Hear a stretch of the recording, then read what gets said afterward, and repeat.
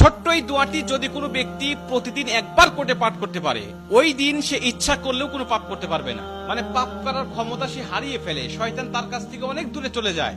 নবীজি বলছেন, যদি কোনো ব্যক্তি এই দোয়াটা মাত্র একবার পাঠ করে, যেদিন সে পাঠ করবে ওই দিন শয়তান চিৎকার করে কাঁদতে থাকে, চিৎকার করে আওয়াজ দিয়ে বলতে থাকে যে আজকে সারাদিন তুই আমার ওয়াসওয়াসা থেকে মুক্ত হয়ে গেলি, আমি ইচ্ছা করেও আজকে তোকে আর ধোঁকা দিতে পারবো না, তুই আজকে আর কোনো পথভ্রষ্টের কাজ করতে পারবি না, তুই সেটা আমার কাছ থেকে মুক্ত হয়ে গেলি।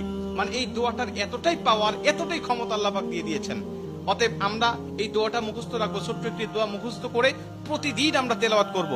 আমরা কিন্তু অনেকেই আছি পাপ ছাড়তে চাই, কিন্তু আমরা এমন কিছু দেখি বা এমন কিছুর সম্মুখীন আমরা হয়ে যাই, ওটা দেখার পরে আমরা নিজের উপরে নিজের কন্ট্রোলটা হারিয়ে ফেলি, তখন আমরা পাপ করতে বাধ্য হই বা পাপ শয়তান আমাদেরকে করিয়ে ফেলে। এজন্য যদি আমরা প্রতিদিন অন্তত ফজরের নামাজের পরে এই দোয়াটা যদি পাঠ করতে পারি, তাহলে আমরা কিন্তু শয়তান থেকে মুক্ত থাকবো ওই দিন সারাদিন। আর শয়তান থেকে মুক্ত থাকার কারণে আমরা ইচ্ছা করলে ওই দিন পাপ করতে পারবো না।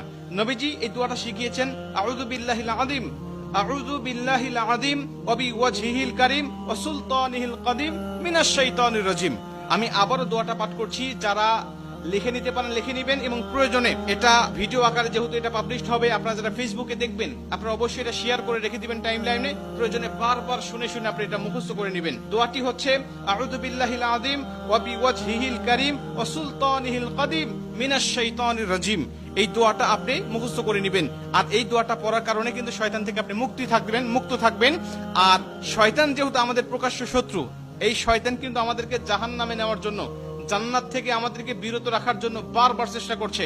আমাদের সামনে থেকে, পিছন থেকে, ডানে থেকে, বামে থেকে, সব জায়গা দিয়ে কিন্তু শয়তান আমাদেরকে ধোঁকা দেওয়ার জন্য সদা ব্যস্ততা। আল্লাহর সাথে সে চ্যালেঞ্জ করে আসছে, আল্লাহকে বলছে, আল্লাহ প্রয়োজনে তুমি জান্নাতের সংখ্যা কমিয়ে ফেলো, জাহান্নামের সংখ্যা বাড়িয়ে দাও, কারণ আমি মানুষগুলোকে যেভাবে ধোঁকা দেব, এই ধোঁকায় সে বোকা হয়ে তোমার ইবাদত আর গোলামি সে করবে না, সে নিঃসন্দেহে পথভ্রষ্ট হয়ে যাবে। এই জন্য শয়তান থেকে মুক্ত থাকার জন্য আমরা কিন্তু সর্বসময় দোয়াটা পাঠ করবো, প্রতিদিন অন্তত একবার এই দোয়া